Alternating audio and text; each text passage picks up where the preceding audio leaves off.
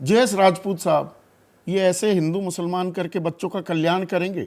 आप इतने बड़े शिक्षाविद रहे हैं, एनसीईआरटी के सर्वे सर्वा रहे, ये क्या स्कूलों में क्या पढ़ाया जा रहा है, या ये वन ऑफ है और हम बात को बढ़ा चढ़ा कर पेश कर रहे हैं?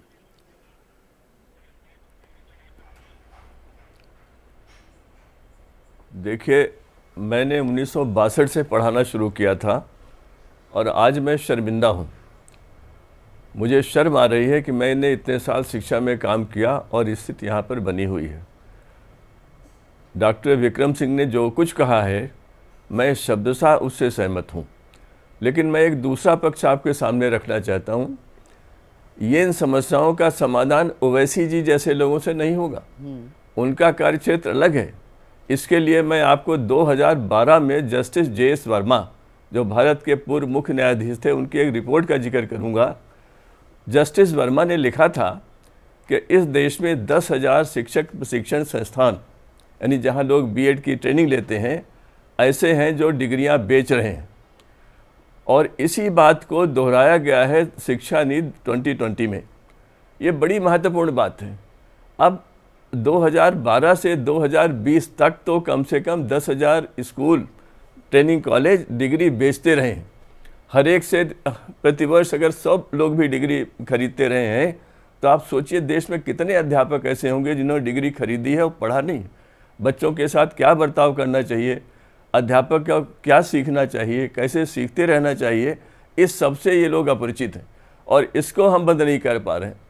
अध्यापक प्रशिक्षण पर देश का भविष्य निर्भर करता है। वहाँ अगर डिग्रियाँ बिक रही हैं, और मैं तो 1999 से जानता हूँ, मैंने बिहार में इसको देखा था, मैंने पकड़वाया भी था जब मैं एनसीटी का चेयरमैन था, और मैं बहुत आहत हूँ कि ऐसे संस्थान कर रहे हैं। ये जो घटना हुई है, इसको तो मैं समझता हूँ ये मनुष्यता पर कलंक है।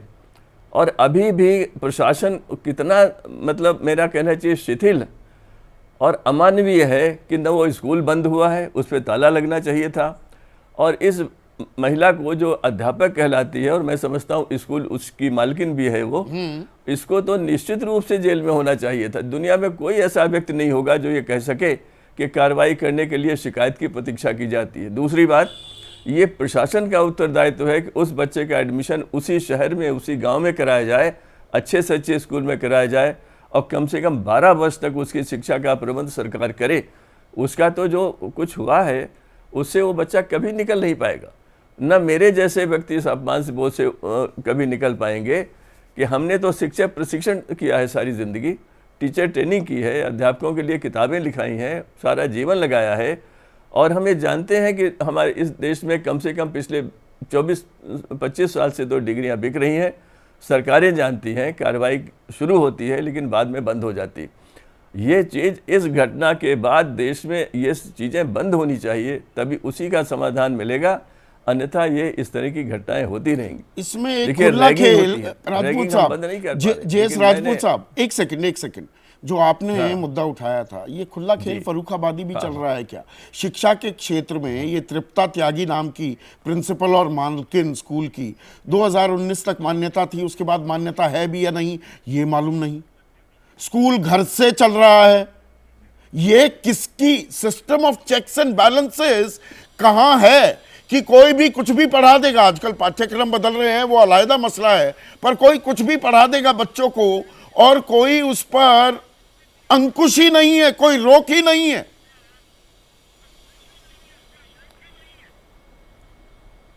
अंकुश तो होना चाहिए, अंकुश का व्यवस्था है, लेकिन ऐसा मैं आपको एक बात कहता हूँ, देश के सरकारी स्कूलों के अध्यापक अगर जिला शिक्षा अधिकारी से मिलकर के तय कर लेते हैं कि हफ्ते में 2 दिन जाएंगे, बाकी दिन नहीं जाएंगे, तो आप क्या करेंगे? आपको ये देखना पड़ेगा कि हर जिले का जिला शिक्षा अधिकारी इतना सक्षम हो, ईमानदार हो कि इस तरह के स्कूल न चलें, न उन्हें चलने दिया जाए। लेकिन आप, ये स्कूल तो आज भी खुला हुआ है। हाँ। घटना के इतनी देर बाद भी पुलिस अधिकारी कहते हैं कि उनके पास शिकायत नहीं आई है। मैं तो शर्मिंदा इस बात पर भी हूँ, ये कैसे लोग हैं जो इतने ऊंचे पदों पर बैठे हुए हैं। और बहुत बड़े अच्छे ढंग से डॉक्टर विक्रम सिंह ने इसकी व्याख्या की है।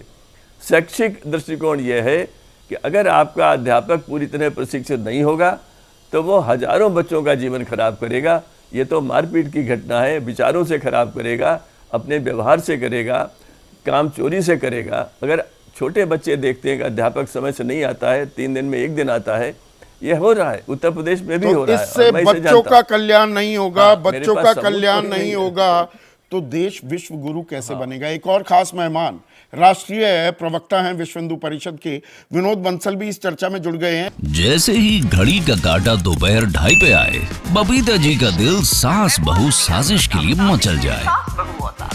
और ये है इनकी बहू, पूरे दिन ऑफिस की टेंशन हो जाए गॉन जब ये करें अपना फेवरेट शो फ्री टाइम पे ऑन। इनकी तरह आप भी देखिए अपना फेवरेट शो अपने टाइम पर और डाउनलोड कीजिए एबीपी लाइव ऐप अपने स्मार्ट टीवी पर।